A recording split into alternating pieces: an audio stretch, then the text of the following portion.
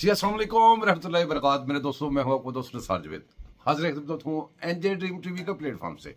दोस्तों, ट्रंप जीत गया, ट्रंप जीत गया। यूथियों को मुबारक हो, यूथियों का अब्बा जीत गया। अच्छा, मसला ये है कि यूथियों के हम चाहते कोई हसरत रह ना जाए। कल को ये ना कहे ये हो गया था, ये ना होता तो ये कर देते, ये ना होता तो ये कर देते। खैर, ट्रंप जीत गया। जैसे कि पाकिस्तान पे हमलावर हुए थे 2 पायलट, उनको हमने पकड़ लिया। इंडियन पायलट जब वापस करने लगा तो सब ने पार्लियामेंट में शोर किया। तो आगे से कहता था इनका भगवान के क्या मैं इंडिया पे हमला कर दूं, कहता था याद आया। इसी तरह हम कहते हैं कि ट्रंप तुम्हारा आ गया, क्या इमरान खान को नहीं छोड़ेंगे तो वो पाकिस्तान पे हमला कर देगा। ऐसी की तैसी। ये भी शौक पूरा करके देख लो, ट्रंप जीत गया, जो करना कर लो, रोक सको तो रोक लो। तो कितनी देर तक कह रहे हैं रोक सको तो रोक लो।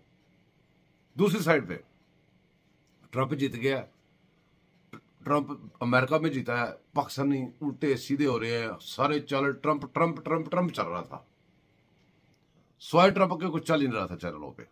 बहरहाल वो तो हो गया जो होना था। अब पाकिस्तान के अंदर आज एक वो क्या कहते हैं शिकायत आ गई है, वो पिटीशन दायर कर दी गई है जस्टिस मुनीब के लिए। जस्टिस मुनीब उसको नहीं कहना चाहिए, बुरा बांदर मुनीब।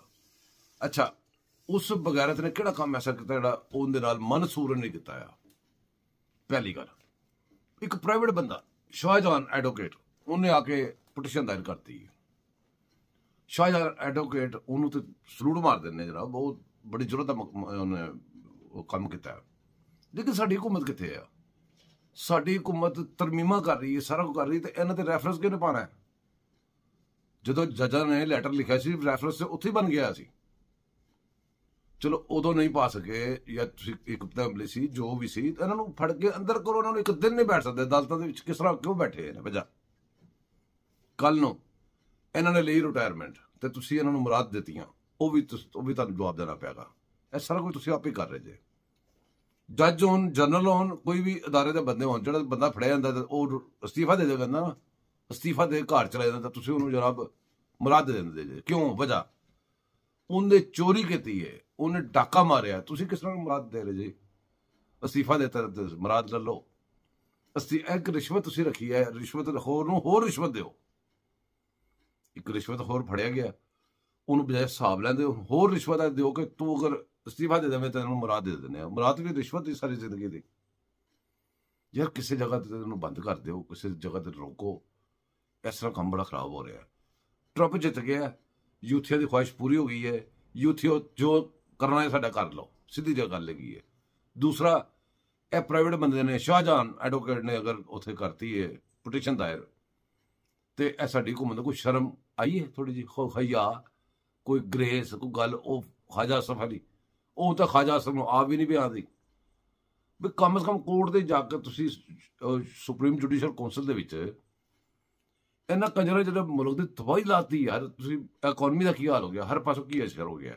यह सारे जजां नूं क्यों नहीं चुकदे जे? वो गुलजारी लाल फड़ो पिछों जाके, जिहड़ा नस गया अस्तीफा दे, अस्तीफा नहीं वैसे रिटायर हो गया सी।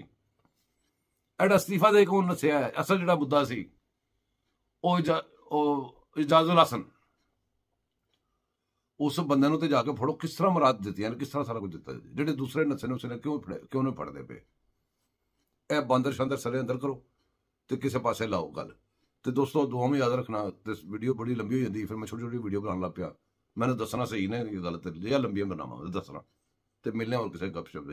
अल्लाह हाफिज़।